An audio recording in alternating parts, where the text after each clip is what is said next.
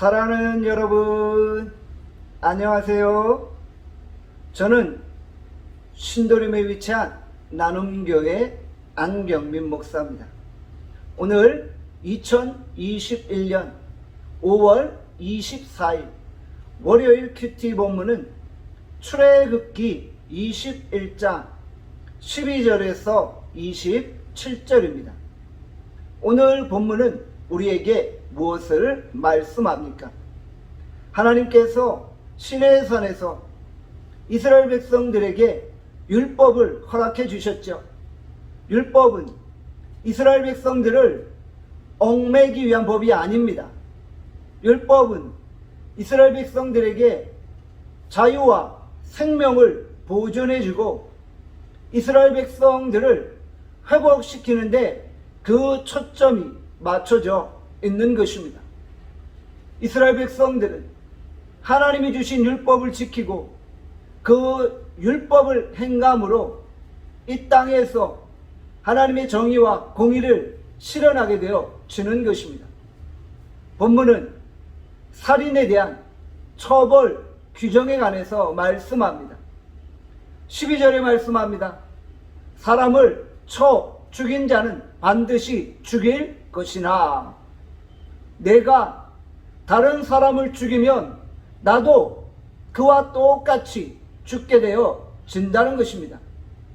사람의 생명은 너무나도 귀하기 때문에 다른 사람의 생명을 함부로 빼앗을 수 없는 것입니다.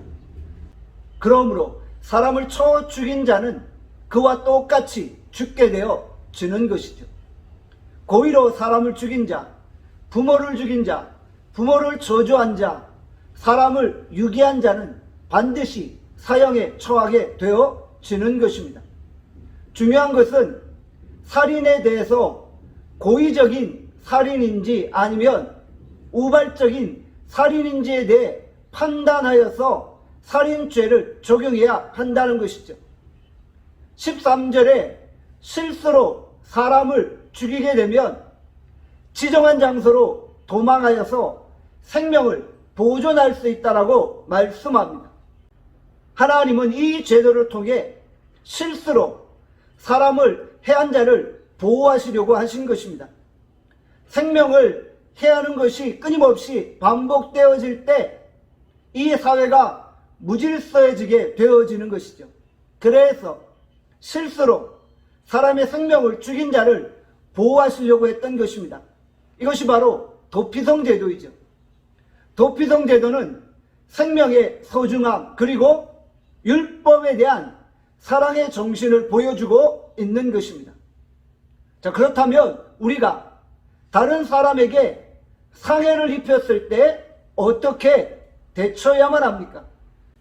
다른 사람에게 상해를 입힌 자는 피해자가 완전히 완쾌되어질 때까지 모든 손해에 대해 책임을 져야 하는 것입니다.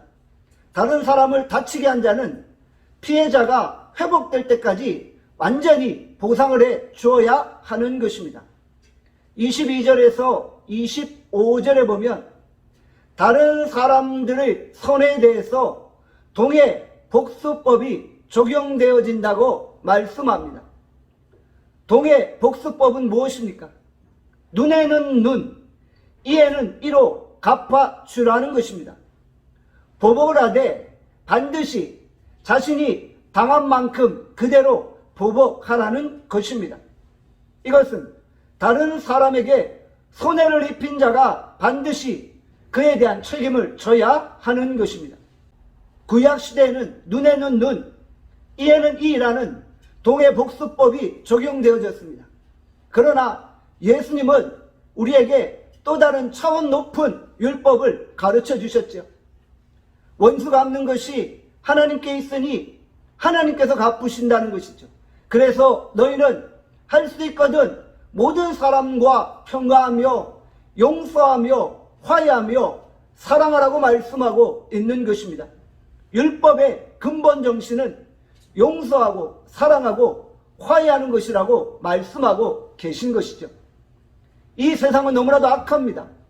우리가 이 악한 세상 속에서 율법의 근본 정신이 사랑의 법을 성취해야 되는 것입니다.